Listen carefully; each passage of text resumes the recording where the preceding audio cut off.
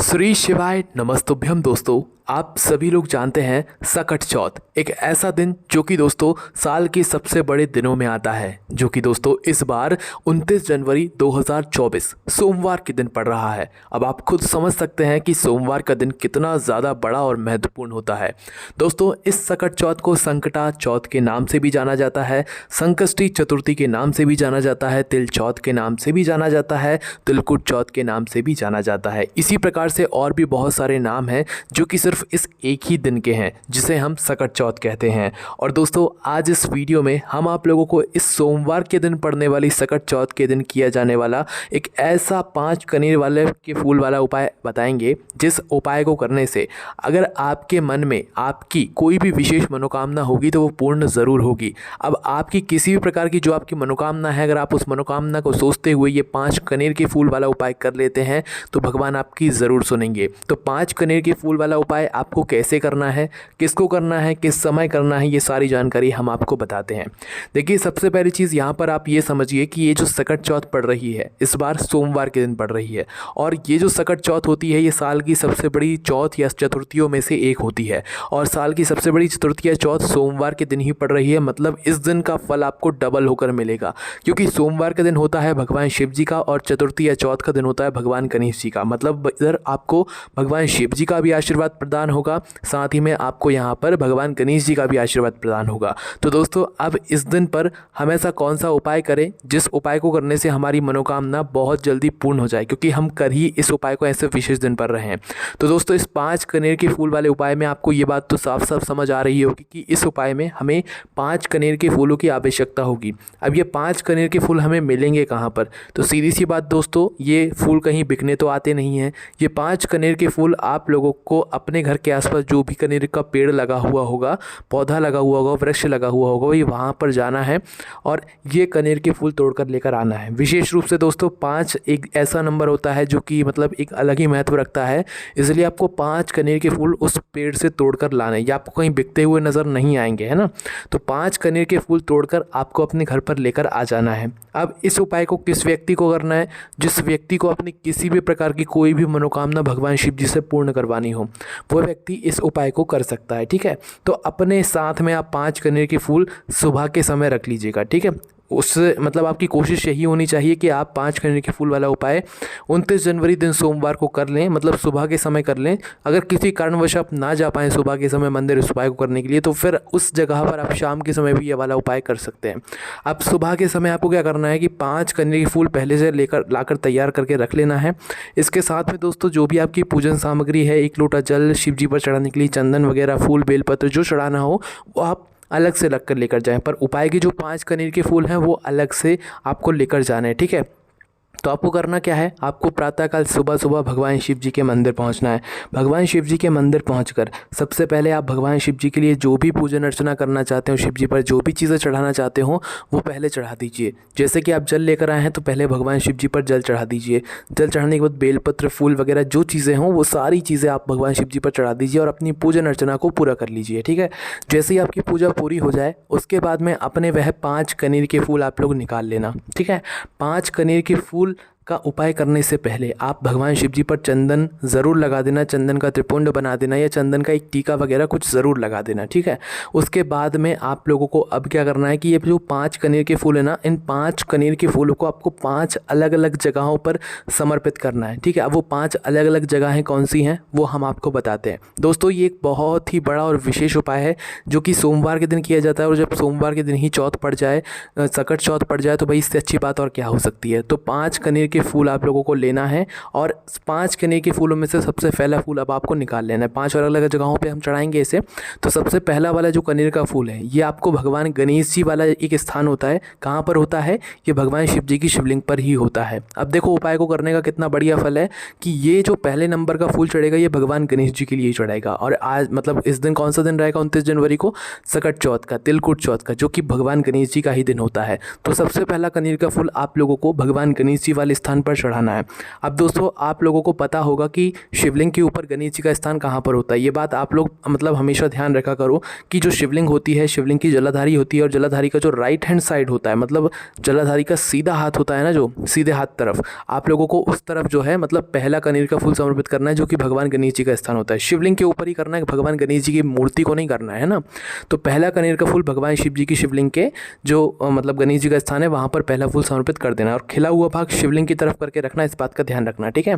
तो 5 में से एक फूल जो कनेर का है वो आप लोगों ने गणेश जी वाले स्थान पर समर्पित कर दिया। अब दोस्तों दूसरे फूल की बात करें तो दूसरा कनेर का फूल आप लोगों को समर्पित करना है कार्तिकेय जी वाले स्थान पर। अब दोस्तों गणेश जी वाला स्थान राइट हैंड साइड पर होता है, वहीं कार्तिकेय जी वाला स्थान जो होता है वो होता है लेफ्ट हैंड साइड। मतलब शिवलिंग की तरफ से खड़े होकर आप देखना कि आपका उल्टा हाथ कौन सा पड़ेगा, उस उल्टे हाथ पर, उस उल्टे हाथ की जलाधारी पर आप लोगों को कोने में बिल्कुल जो है कार्तिकेय जी के लिए ये वाला जो है दूसरे नंबर का फूल समर्पित कर देना है, ठीक है। और खिला हुआ भाग शिवलिंग की तरफ ही होना चाहिए। उसके बाद में दोस्तों तो जो तीसरा फूल है, उस तीसरे फूल को आप लोग क्या करोगे कि माता जो अशोक सुंदरी होती हैं शिव जी की सबसे छोटी बेटी, उस अशोक सुंदरी वाले स्थान पर आप लोग तीसरा फूल समर्पित करोगे। खिला हुआ भाग शिवलिंग की तरफ ही होना चाहिए और फूल का पीछे का भाग जलाधारी की तरफ हो जाएगा, है ना। तो तीसरा फूल आप लोगों को माता अशोक सुंदरी वाले स्थान पर समर्पित कर देना है ना। 3 फूल आपके यहाँ पर समर्पित हो चुके हैं। अब बचे हैं आपके पास 2 कनेर के फूल। अब 2 कनेर के फूलों को ध्यान से सुनो कि कहाँ पर चढ़ाना है।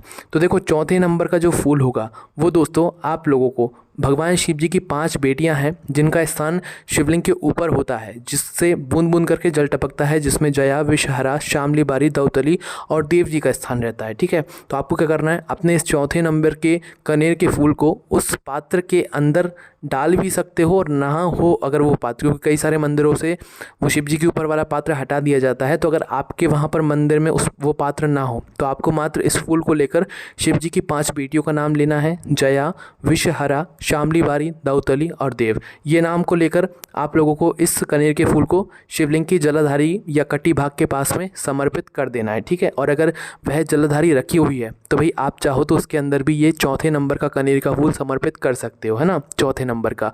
और नहीं है तो शिव जी की इन 5 बेटियों का नाम लेते हुए आप लोग जो है जलाधारी पर मतलब समर्पित कर देना। अगर दोस्तों है भी तो भी आपको शिव जी की 5 बेटियों का नाम ज़रूर लेना है ना। तो यहाँ पर आपके 4 कनेर के फूल आपने समर्पित कर दिया।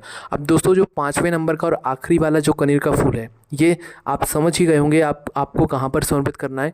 ये आपको भगवान शिव जी की शिवलिंग के ऊपर समर्पित करना है। जो शिवलिंग होगी बिल्कुल शिवलिंग के ऊपर समर्पित करना है। अब यहाँ पर ध्यान देना कि जो खिला हुआ भाग है वो सामने की तरफ होगा, मतलब जलाधारी की तरफ होगा, और फूल के पीछे का भाग शिवलिंग के पीछे की तरफ हो जाएगा, ठीक है। अब जैसे ही आप लोग अपना यह फूल समर्पित कर देते हैं कहाँ पर, भगवान शिव जी की शिवलिंग के ऊपर, तो उसके बाद में दोस्तों भगवान शिव जी के सामने आप आसपास आपको बैठना है, 2 मिनट उनको निहारना है।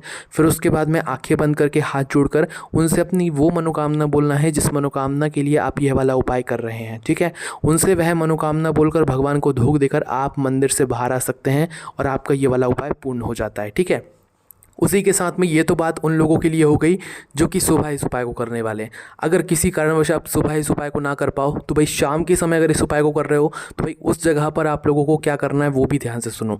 देखो अगर इस 5 कनेर के फूल वाले उपाय को आप शाम के समय कर रहे हो, उपाय ऐसा का ऐसा ही होगा, बस शाम के समय अगर कर रहे हो तो कुछ ध्यान में रखने वाली बातें हैं। जैसे कि सुबह के समय तो आप 1 लोटा जल और पूजन सामग्री लेकर गए होगे शिव जी के लिए और आपने उपाय किया होगा, है ना। पर शाम के समय क्या लेकर जाओगे, क्या सिर्फ फूल अकेले लेकर जाओगे? तो शाम के समय दोस्तों आप लोगों को एक गोल बाती का आटे का दीपक लेकर जाना है। अगर मिट्टी का है तो नया दीपक लेकर जाना, अन्यथा एक छोटा सा आटे का दीपक बनाकर उसके अंदर गोल बाती रखकर, कौन सी बाती, गोल बाती, है ना। तो गोल बाती रखकर शुद्ध देसी गाय का घी डालकर उस दीपक को तैयार करके फिर आप लोग जाना अपने 5 कनेर के फूलों को साथ में रखकर भगवान शिव जी के मंदिर। मतलब शाम के समय भी आपको भगवान शिव जी की पूजन करने के लिए कुछ सामग्री लेकर जानी है। तो सबसे अच्छी बात वही होती है कि एक दीपक अपने साथ में ले जाओ और इस उपाय को कर लो, है ना। तो आप अपने साथ में एक दीपक लेकर जाइएगा अगर प्रदोष काल में शाम के समय जा रहे हैं और शिव जी के मंदिर पहुंचिएगा। शिव जी के मंदिर पहुंचकर आप लोगों को मात्र क्या करना है कि शिव जी की जो शिवलिंग होगी, शिवलिंग के पास में अपना यह दीपक, आप चाहे तो आरती उतार के भी रख सकते हैं और बिना आरती उतारे भी रख सकते हैं। तो जैसे ही आप लोग अपना यह दीपक भगवान शिव जी की शिवलिंग के पास में रख देते हैं, दीपक आपको घर से तैयार करके लाना है पर जलाकर नहीं लाना है, जलाना आपको मंदिर में आकर ही है ना। तो जैसे ही आप लोग ये अपना दीपक जला देते हैं, दीपक जलाकर भगवान के सामने या आसपास रख दीजिए। उसके बाद में दोस्तों आप लोगों को क्या करना है कि आप के जो 5 कनेर के फूल आप उपाय को करने के लिए लेकर आए हैं, फिर वैसे के वैसे ही आप लोग उपाय के ज़रिए करिए जो कि अभी हमने आपको समझाया। पहला फूल आप लोग कहाँ पर चढ़ाओगे? भगवान गणेश जी वाले स्थान पर। दूसरा फूल आप कहाँ पर चढ़ाओगे? कार्तिकी जी वाले स्थान पर।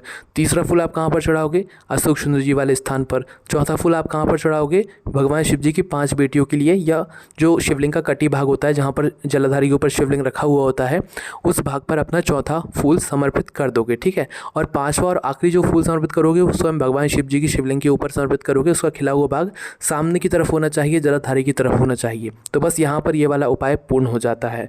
अब इस उपाय को करते समय दोस्तों इस बात का ध्यान रखना, अगर माताएं बहनें इस उपाय को करेंगी तो और अच्छी बात है, और अगर कोई बड़े इस उपाय को करें तो ही मतलब आप लोगों को सही फल मिलेगा। बच्चे इस उपाय को थोड़ा ना करें क्योंकि उनको इस उपाय को करने में थोड़ी दिक्कतें आ सकती हैं, जैसे कि उन्हें भगवान गणेश जी या कार्तिकी जी या अशोक सुंदर जी का स्थान नहीं पता होगा, या शिव जी की 5 बेटियों का नाम लेने में उन्हें दिक्कत हो। हाँ, अगर आप अपने बच्चों से ये वाला उपाय करा सकते हैं तो बिल्कुल करा सकते हैं, पर अगर बड़े इस उपाय करेंगे तो वही इस उपाय को समझ पाएंगे। बच्चे को इस उपाय को करने में दिक्कत, समस्या, परेशानी हो सकती है, इसीलिए बड़े ही इस उपाय को करें और पूरे मन से करें।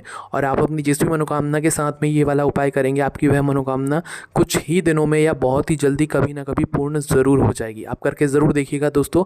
बाकी इस उपाय को करने में, इस 5 कनेर के फूल वाले उपाय को करने में, या शाम के समय अगर कर रहे हैं तो 1 दीपक और 5 कनेर के फूल वाले उपाय को करने में कोई भी दिक्कत, समस्या, परेशानी आपको आती है तो सीधा आप हमसे कमेंट करके पूछ सकते हैं।